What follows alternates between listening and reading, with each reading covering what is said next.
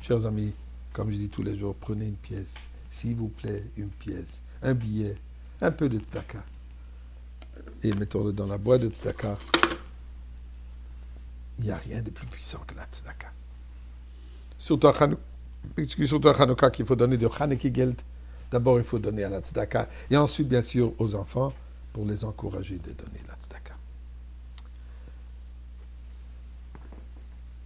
Je suppose, ou peut-être pas, vous avez entendu de la nouvelle aujourd'hui, comment le premier ministre américain, le président américain, je m'excuse, Biden, reçoit le président, je ne sais pas si c'est le président, premier ministre de l'Ukraine, Zelensky, un juif,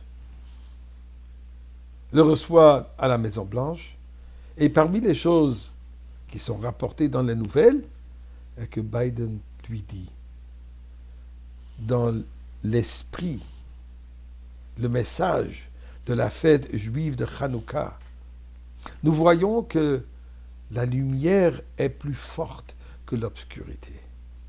Et c'est toujours la lumière qui gagne contre l'obscurité. Pour lui, c'est le message, la situation présente entre cette guerre entre la Russie et l'Ukraine. Mais c'est remarquable que le président des États-Unis a réalisé, a intériorisé ce concept de lumière, mais pas n'importe quelle lumière, comme il dit, dans l'esprit de Hanouka, la lumière de Hanouka, la lumière de la menorah, la lumière de cette femme juive, de cette flamme juive, elle est éternelle. Eh bien, parlant de l'Ukraine, je voudrais vous partager avec vous un miracle de cette semaine en Ukraine. Peut-être vous vous souvenez, il y a quelques mois déjà, que dans la ville de Mariupol, qui a été entièrement détruite d'ailleurs, toute la ville est détruite, il n'y a presque plus d'infrastructures, il n'y a presque plus personne qui reste encore dans la ville. Mais si vous vous souvenez, ils ont détruit, il y a une bombe qui est tombée sur un théâtre où il y avait 300 personnes, enfants, adultes, et tous morts. Que Dieu nous en préserve. Dans cette ville, il y avait le shliach, Rabbi Mendel Cohen, qui a dû quitter puisque c'était impossible de rester. Il n'y a plus de communauté, il n'y a plus personne qui est là. Tout le monde a évacué, et aujourd'hui, la communauté juive de Mariupol est éparpillée à travers le monde, réfugiée un peu partout. Eh bien, écoutez ce qui est arrivé ce samedi soir. André, non-juif, propriétaire de l'immeuble dans lequel la grande synagogue Chabad de Mariupol était, qui malheureusement a été entièrement détruit, ensemble avec le Beth Chabad, ensemble avec les autres institutions de la communauté juive, tout a été entièrement détruit. Bien sûr, les Sefer Torah ont été sauvés avant, ont été sortis. André, il envoie un message au rabbin Cohen en lui disant, écoutez, hier, donc Shabbat, on est en train de nettoyer et de dégager les débris, les saletés, la poussière, tout ce qui est détruit de la maison où il y avait la synagogue. Seule chose qui est restée sont les murs extérieurs. Ici aussi, miraculeusement, ils n'ont pas été détruits, mais le reste a brûlé, tout est parti.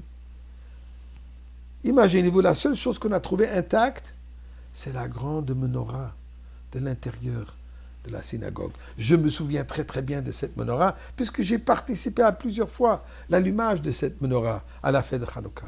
Il dit, je sais que ce soir, ou demain soir, c'est la fête de Hanouka. Regardez, imaginez-vous ce qu'on a trouvé intact.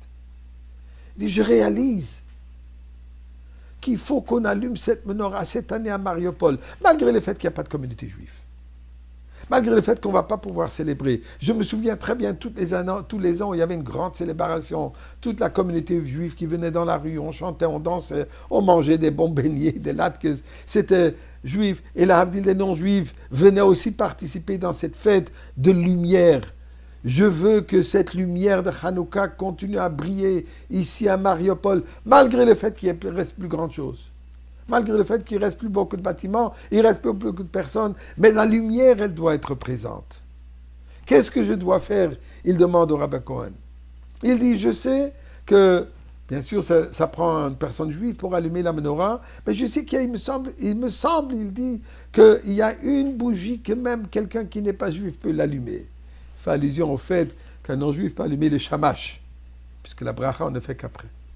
Eh bien, Rabbi Cohen lui dit, André, tu vas allumer cette menorah. Tu vas placer 2 bougies, le shamash ainsi qu'une bougie. Tu vas les allumer, tu ne vas pas faire de bracha. Mais tu as tout à fait raison. Cette lumière, elle doit briller. Cette lumière, elle doit être allumée. Et comme André dit, c'est un miracle. C'est une preuve de la force de la foi et de la force de l'espoir et la force de la lumière. Ribbon Shel Olam.